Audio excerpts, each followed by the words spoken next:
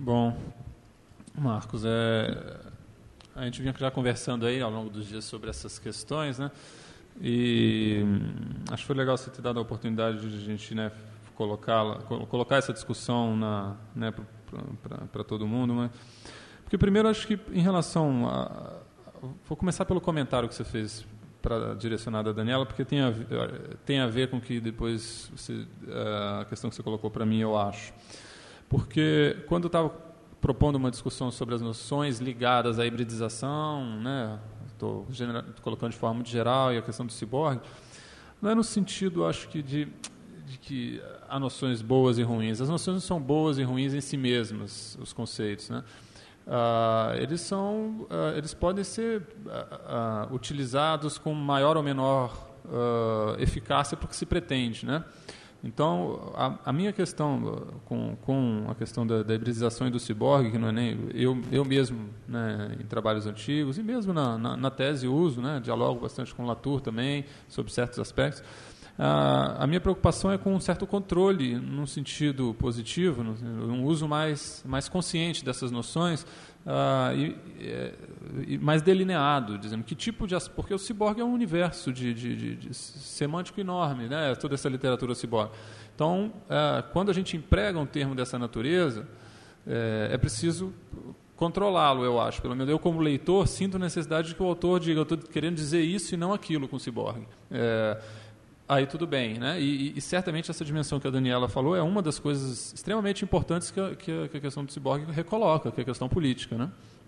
Sem dúvida nenhuma, ela tem esse mérito, né? E aí eu trago um pouco essa mesma postura teórica, digamos, ou em relação à teoria que eu tenho, enfim, para a questão que você colocou sobre o Ingold e o Simondon. Na verdade, na tese até aparece da seguinte maneira: eu venho com o Ingold até um certo ponto, principalmente com a noção de skill, até um ponto em que ele me parece extremamente insatisfatório quando ele permanece quando a noção de skill me impede de transcender a relação entre o organismo e um artefato, ou, né, uma outra realidade, quando na verdade, para dar conta daquela realidade etnográfica, me parecia extremamente necessário transcender isso de alguma maneira. E a noção de skill do Ingold foi construída muito relacionada ao organismo. Mas, nos seus últimos trabalhos, a partir do Lines e, sobretudo, no Being Alive, ele reformata essa noção de skill, aproximando-a muito mais a uma noção de fluxo. E aí ela não tem mais um agente que a dinamize, né? mas ela atravessa vários elementos, né? várias realidades.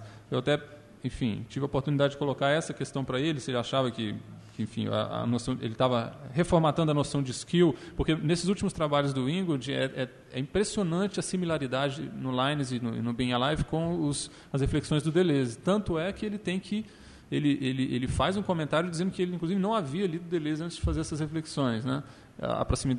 Tal é a proximidade de algumas das reflexões dele. Então ele um pouco reformata, o que eu acho uma reformatação interessante, né, da noção de skill, mas eu concordo com você que ela tem uma série de limitações. Ainda que eu acho importante dizer que o que a gente está falando de uma psicologia ecológica não tem necessariamente relação com a ideia de uma ecologia no sentido ambientalista, né? Há distinções grandes e há conexões, sempre há conexões, mas, né, nesse caso há conexões possíveis com Simondon bastante interessantes, porque essa linha de ecologia, de uma psicologia ecológica, vem do Bateson, e, portanto, de um certo chão cibernético, né, com a noção de informação.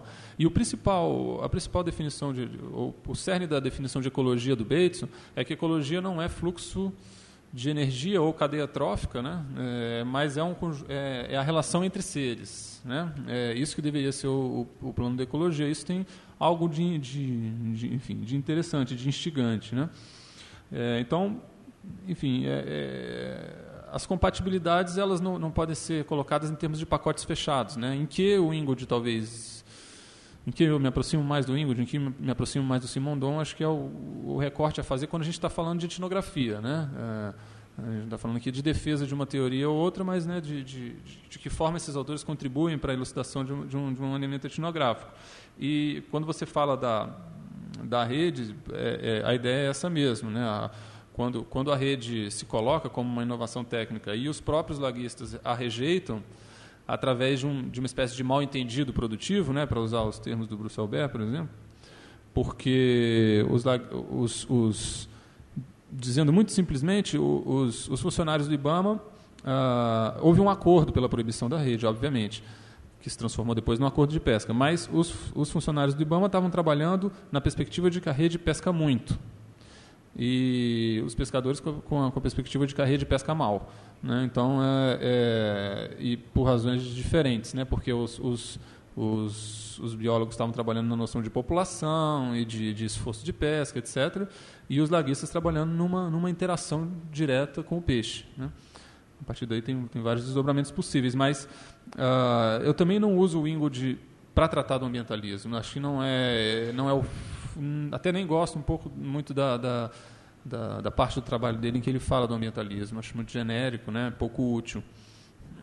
Mas, enfim, acho que a sua colocação é realmente interessante da gente pensar nessas aproximações e distanciamentos que sempre devem ser reposicionados, eu acho, né? A bem de uma empresa etnográfica controlada, porque mal ou bem trata-se de um, se a gente não quiser usar o termo ciência, mas trata-se de uma prática empírica em algum momento.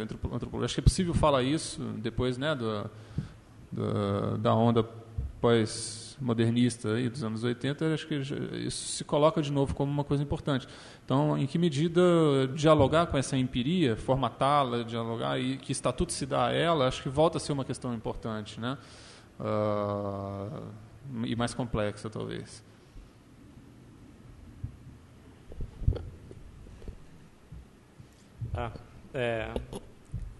Alguém tem alguma última pergunta para a gente encerrar? E talvez continuar o debate lá fora. Não? Então, eu agradeço novamente aos 3 etnógrafos aqui em cima, a Daniela, ao Carlos e ao Christian. Muito obrigado a todos, obrigado à organização por ter feito esse evento maravilhoso, que todo mundo deve ter desfrutado de um jeito muito singular, individualmente falando. E a gente se vê, eu acho que no próximo semestre, quem sabe, né? Sai um volume 2 rapidinho.